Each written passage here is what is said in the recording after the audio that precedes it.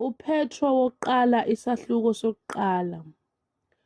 UPetru, umpostoli kaJesu Kristu, kwaba yizihambi abahlanzekile ePontu naseGalathiya naseKhaphadosiya nase-Asiya naseBhithiniya, bekhethiwe ngokwazi phambili kukaNkulunkulu uYise ngokungcwelisa kukaMoya kukho ukulalela nokufafazwa ngegazi likaJesu Kristu.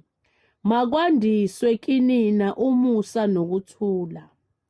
Makabongwe uNkulunkulu uYise weNkosi yethu uJesu Kristu, owabuye wasizala kabusha ngokwesihawu sakhe esikhulu ukuba sibe nethemba eliphilileyo ngokuvuka kukaJesu Kristu kwabafileyo, sibe nefa elingapheliyo nelingenasisihla nelingabuniyo eniligcinelwe ezulwini, nina enilondolozwa ngamandla kaNkulunkulu ngokukholwa ukube nibe nokusindiswa okulungiselwe ukwambulwa ngesikhathi sokugcina, enithokoza ngakho nokuba manje ngesikhashana uma kudingeka nidabukiswa ngezilingo eziyinhlobonhlobo, ukuze ukuvivinywa kokukholwa kwenu okuyigugu kunegolide elibhubhayo noma livivinywa ngomlilo kufunyanwe kube ngukubongwa nodumo nokutuseka ekwambulweni kukaJesu Kristu, enimthanda ningambonanga, enithi ningamboni manje nikholwa nguye, nithokoza ngentokozo engakhulumekiyo netusekayo. Namukela isigcino sokukholwa kwenu esiyinsindiso yemiphefumulo. Ngayo leyo nsindiso babefunisisa bephenyisisa abaprofethi ababeprofetha ngomusa obuza kuza kunina, bephenya ukuthi yisiphi nokuba sinjani isikhathi asikhombayo uMoya kaKristu owayekubo, efakaza ngaphambili ngezinhlupheko eziqondene noKristu nangenkazimulo eyakulandela zona. Abambulelwe ukuba bangakhonzi bona, kepha nina ngalezo zinto enishunyayezwa zona manje ngabanishumayeza ivangeli ngoMoya oNgcwele ethunywe evela ezulwini, izinto ezizifisayo izingelosi ukuzibona. Ngalokho zibopheni izinkalo zengqondo yenu, nizithibe, nethembe ngokupheleleyo umusa enizakuwabelwa ekwambulweni kukaJesu Kristu.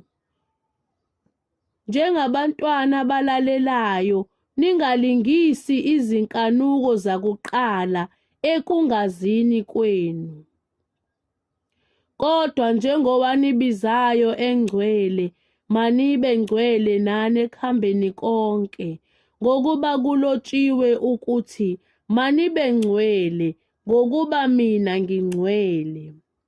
Uma nimbiza ngokuthi Baba, yena owahlulela yilowo nalowo ngokwemisebenzi yakhe engakhethi buso, anohamba ngokwesaba esikhathini sokuhlala kwenu ebufokazini.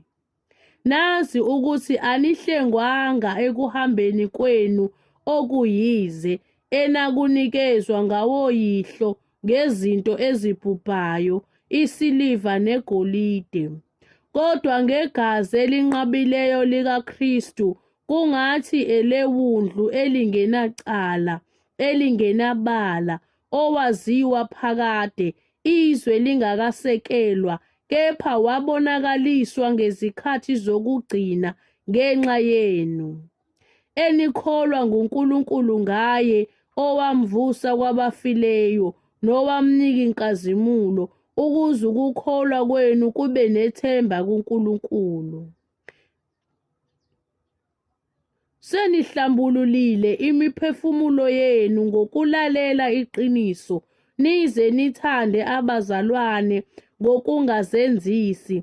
Thandanani ngokupheleleyo omunye nomunye ngenhliziyo. Senizelwe kabusha, kungengambewu ephelayo, kodwa ngengapheliyo, ngezwi eliphilileyo nelimiyo likaNkulunkulu, ngokuba yonke inyama injengotshani, nobukhosi bayo bonke bunjengembali yotshani. Utshani buyabuna, nembali iyavuthuluka, kepha izwi leNkosi limi kuze kube phakade. Yilo leli lizwi levangeli elashunyayelwa kinina.